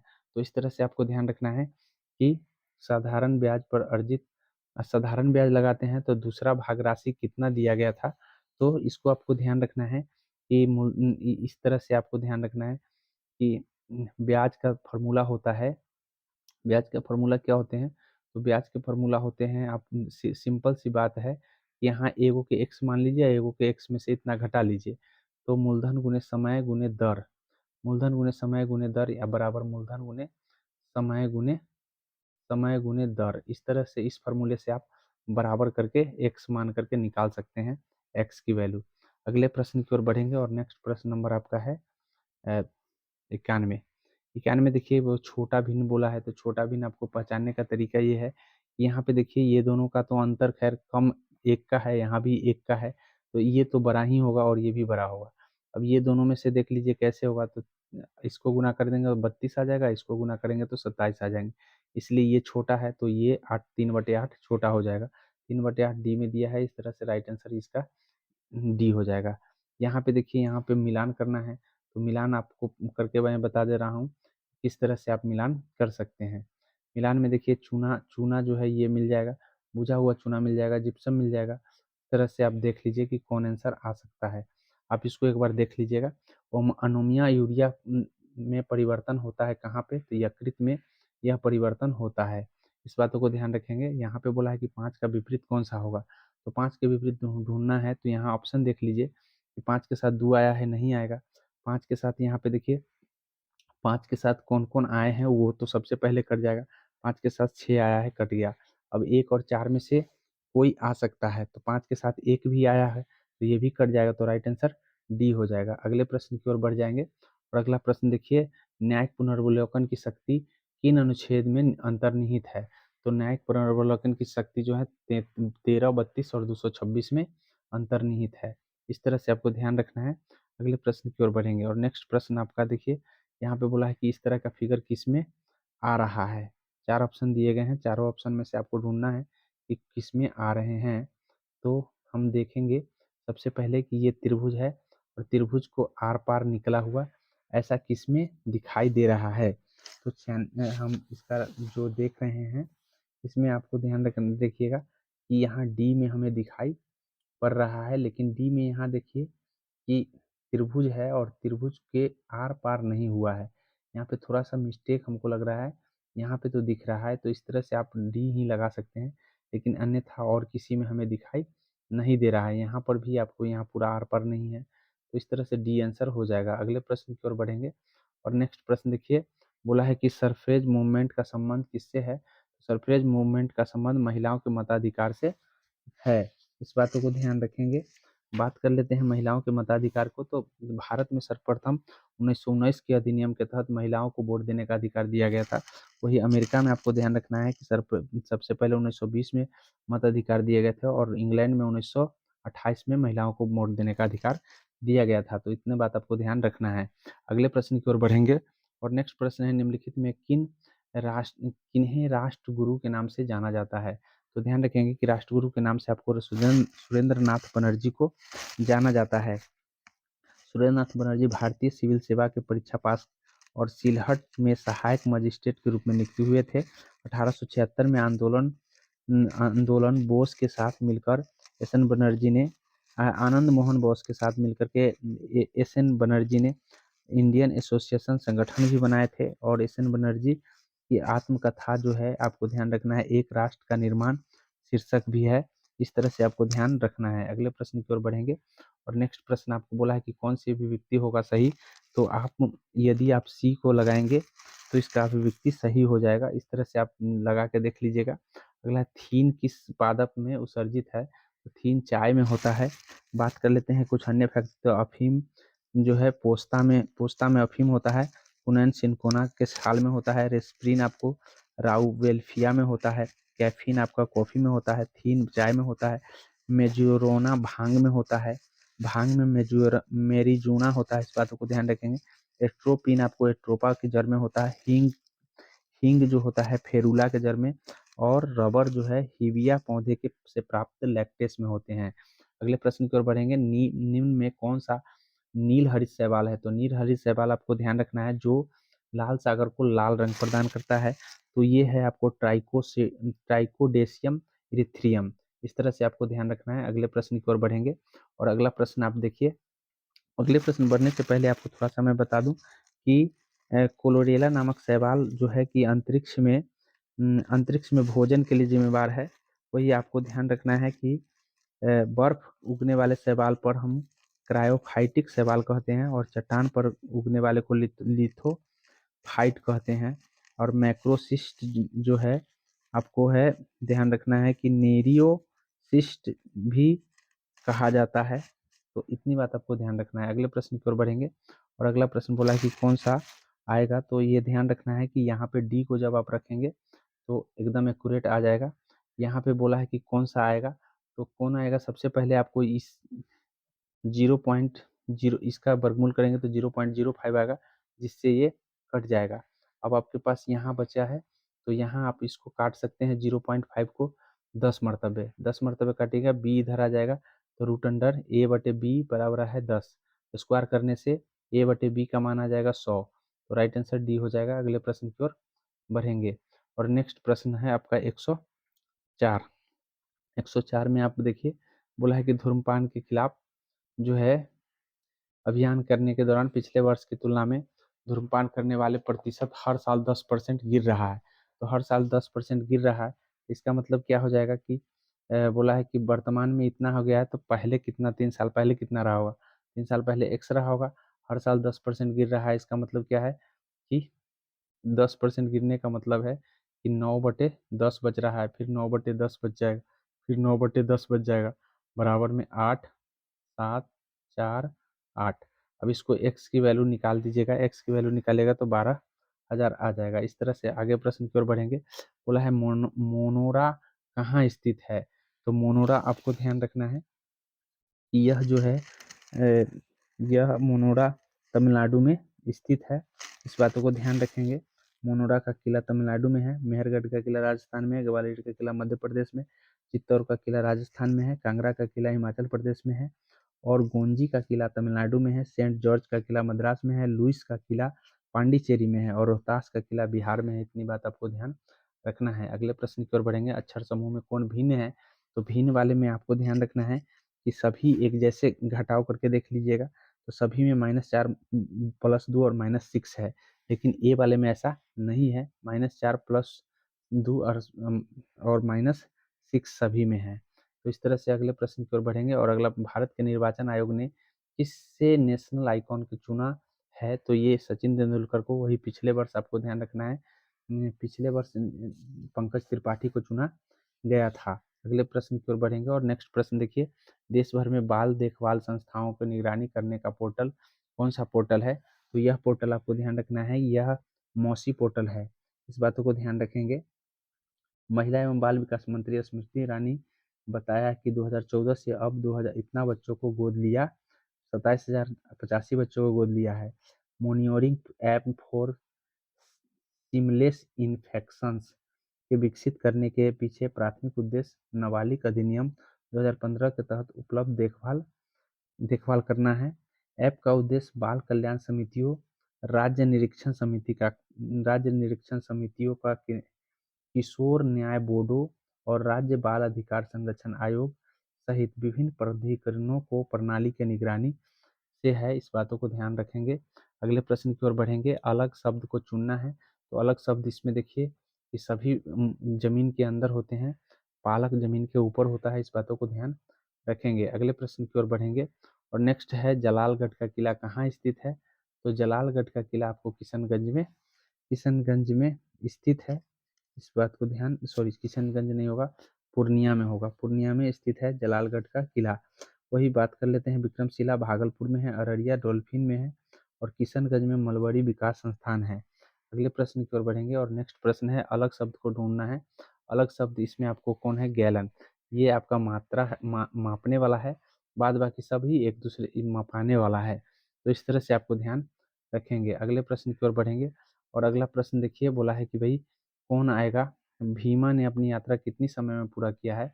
तो भीमा ने अपनी यात्रा कितने समय में पूरा किया है, इसके लिए आपको प्रस्थान के समय में देख लेना है कि कितना प्रस्थान करने का समय कितना, 6:13 बजे है। प्रस्थान करने का समय हो जाएगा 6:13 बजे हो जाएगा और गंतव्य पर पहुंचने का समय आपको 8:15 बजे हो जाएगा। तो इस तरह से दोनों को जब घटाएंगे 6:13 और 8:15 में, तो कितने का अंतर आएगा? 2 घंटा 2 मिनट। तो 2 घंटा 2 मिनट किसमें है? डी आंसर हो जाएंगे। अगले प्रश्न की ओर बढ़ेंगे और नेक्स्ट प्रश्न आप देखिए, यहाँ बोला है कि भाई शेषफल क्या आएगा? तो शेष निकालने के लिए आपको ध्यान रखना है, x-2 है तो x 2 हो जाएगा, शून्य का 2 आ गया, जहाँ जहाँ x है वहाँ वहाँ 2 रख दीजिए।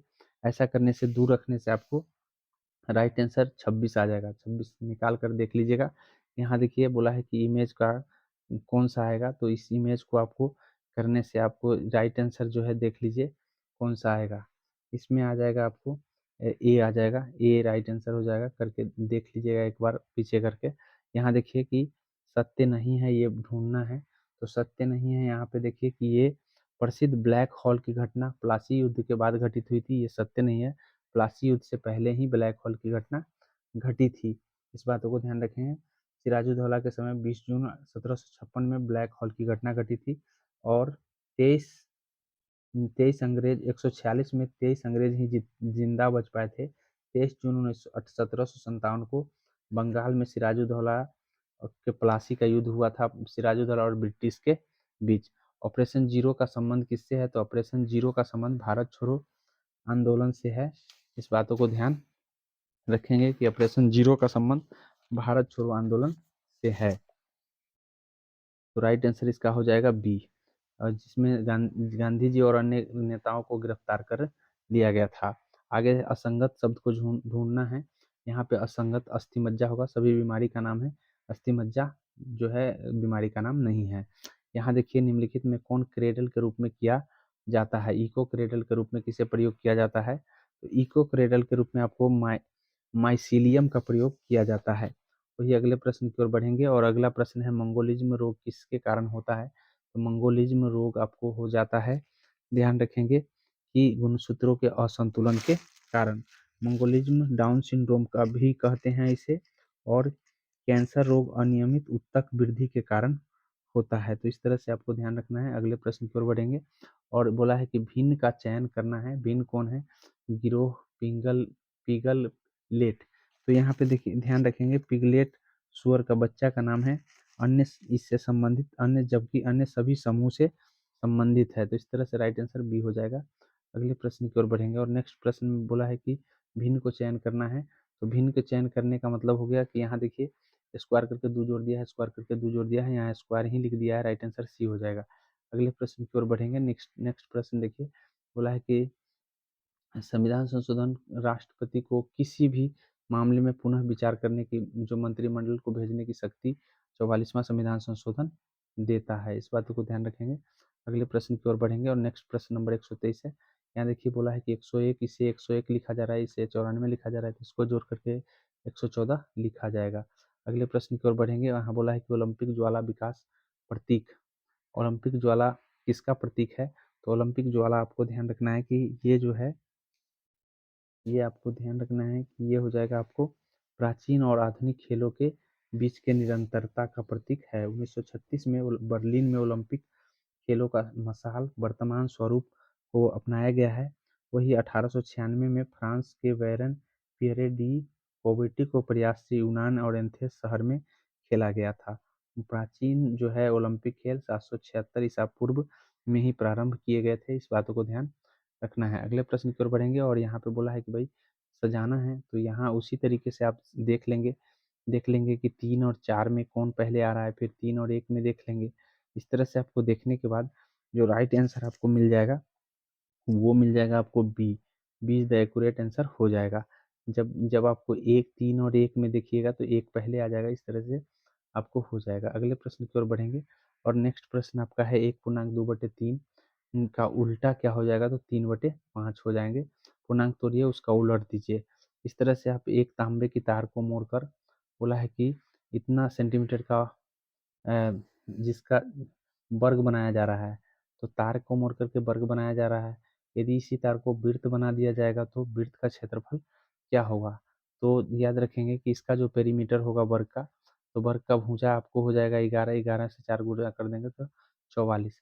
जब 44 का होगा तो इसका त्रिज्या 7 आ जाएगा। निकाल के देखेंगे 2 पाई आर इक्वल टू 44 करेंगे तो 7 आ जाएगा। और इस तरह से अब जब 7 आ जाएगा तो आप क्षेत्रफल निकाल सकते हैं। पाई आर स्क्वायर 22/7, आर स्क्वायर 7 × 7 करेंगे तो 154, 154 राइट आंसर ए हो जाएगा। इस तरह से आप निकाल सकते हैं। अगले प्रश्न की ओर बढ़ेंगे। वह अर्थव्यवस्था जिसमें सरकारी व निजी दोनों मिले होते हैं उसको हम मिश्रित अर्थव्यवस्था के नाम से जानते हैं। अगले प्रश्न की ओर बढ़ेंगे।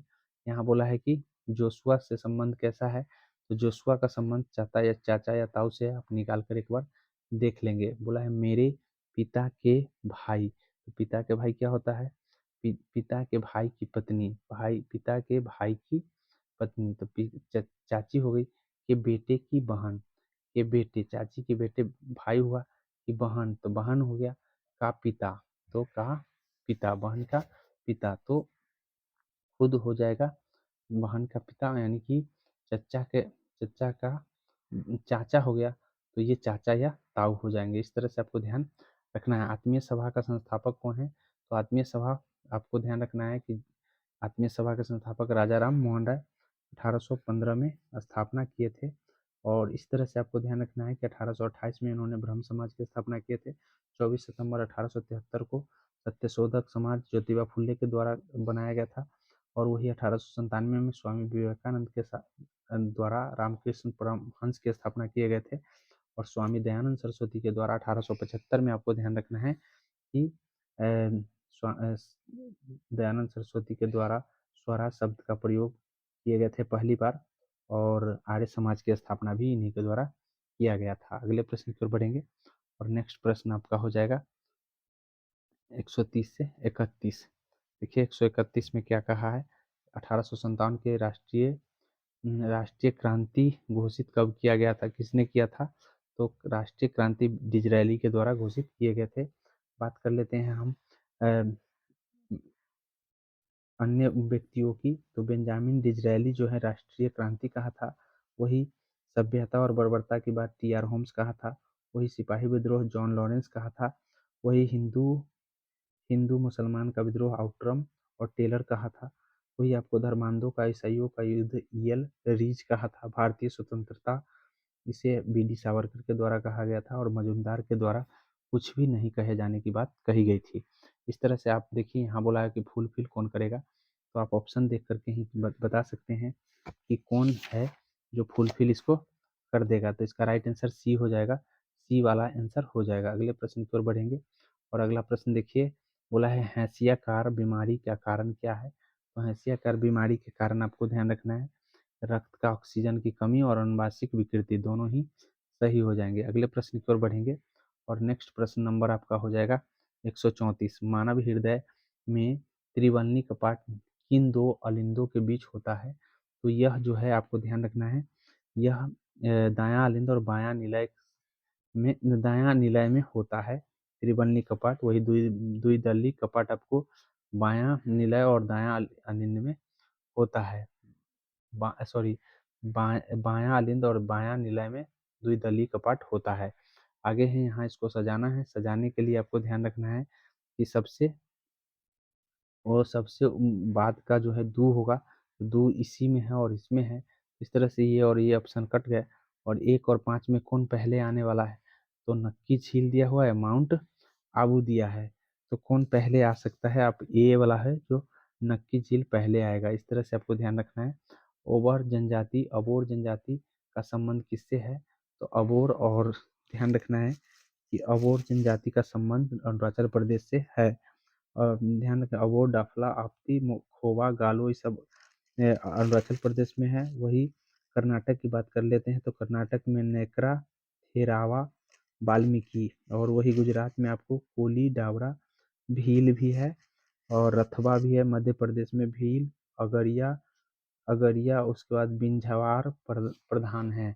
इस तरह से अगले प्रश्न की ओर बढ़ेंगे और अगला प्रश्न देखिए, अगला प्रश्न बोला है कि कौन लुप्त संख्या होगा? तो लुप्त संख्या यहाँ देखिए दोनों का गुना करके आधा कर दिया, दोनों का गुना करके आधा, दोनों का गुना करेंगे तो आधा करेंगे तो 54 राइट आंसर हो जाएगा। अगले प्रश्न की ओर बढ़ेंगे और अगला प्रश्न देखिए, यहाँ बोला है कि इसका राइट आंसर कौन सा होगा? तो इसका राइट आंसर बी हो जाएगा। इस तरह से आपको ध्यान रखना है।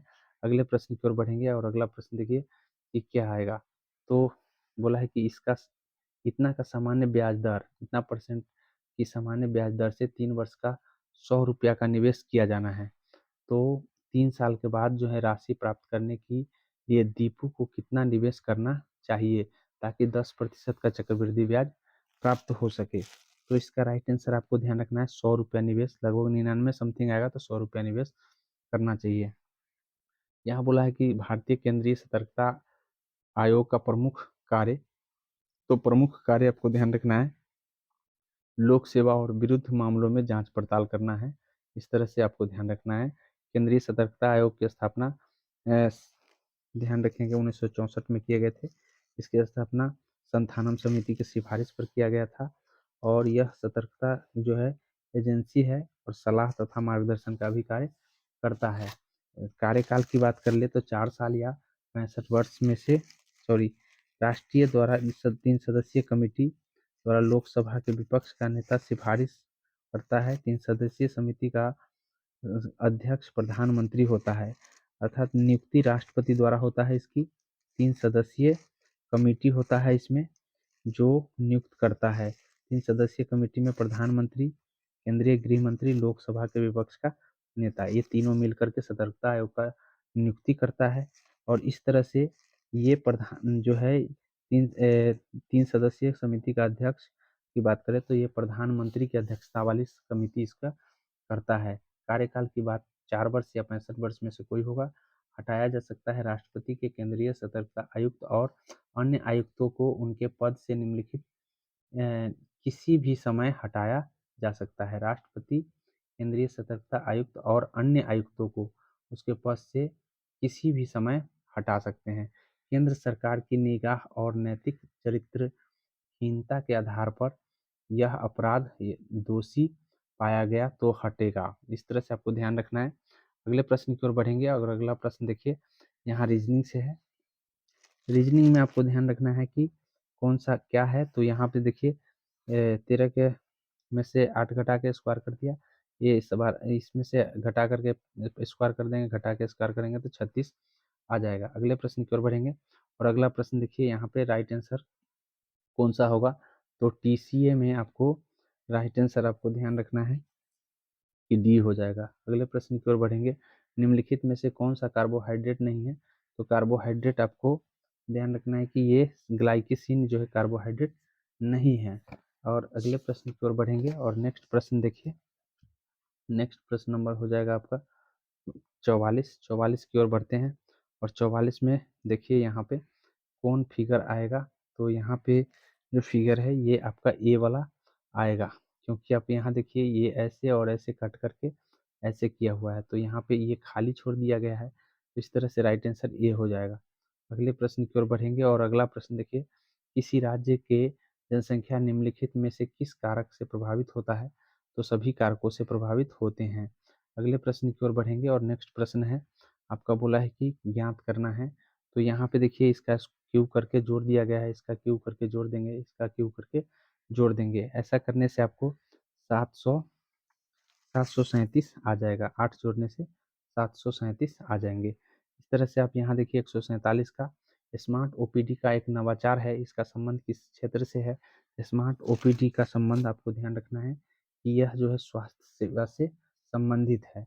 और ओपीडी ओपीडी डिपार्टमेंट में जो है ओपीडी जो है डिपार्टमेंट में भेजा जाता है। ओपीडी के कर्मचारी द्वारा मरीज बीमारी के अनुसार संबंधित विभाग भेज दिए जाते हैं। इस तरह से आपको ध्यान रखना है। अगले प्रश्न की ओर बढ़ेंगे और अगला है, भारतीय संविधान ब्लाइंड क्रिकेट टीम इब्सा का वर्ल्ड गेम्स किस देश में आपको यहाँ पे देखेंगे, एक मिनट, इस इसका राइट आंसर कौन सा होगा ये बताना है। तो इब्सा का जो है राइट आंसर ऑस्ट्रेलिया में हुआ है, जिससे स्वर्ण पदक देश को हराकर स्वर्ण पदक जीता है। तो ऑस्ट्रेलिया को हरा करके भारत स्वर्ण पदक जीत लिया है। डूरंड कप 2023 का खिताब किसने जीत लिया है। तो डूरंड कप 2023 का खिताब आपको ध्यान रखना है कि मोहन बगान ने जो है कई सालों के बाद 23 साल के बाद यह जीत लिया है। तो इस बात को ध्यान रखेंगे। और अगला प्रश्न लास्ट प्रश्न है। आशा करते हैं कि आप पूरा देखे होंगे और ये पूरा सीरीज अगर देखते हैं तो 100% आपको काफ़ी लाभ होगा। यहाँ बोला है कि कौन सा आएगा, तो आप देख लीजिए वर्गमूल करके लास्ट में 6 जोड़ने के बाद कितना आ रहा है। तो 36 आएगा। 36 जो है ना, 36 का स्क्वायर 1236 होता है, 1296 होता है। तो इसके राइट आंसर आप ध्यान कर लीजिए कि राइट आंसर हो जाएगा आपका ए। तो यहीं पर यदि फ्रेंड्स अच्छा लगा हो तो लाइक और सब्सक्राइब जरूर कर ले। हम पूरा सीरीज कराने का प्रयास करेंगे। इसके बाद हम एडिटेरिया का सेट प्रैक्टिस आपको कराएंगे। आशा करते हैं कि आपको समझ में आया होगा। तो इसी पर लेते हैं हम विदा। जय हिंद, जय भारत।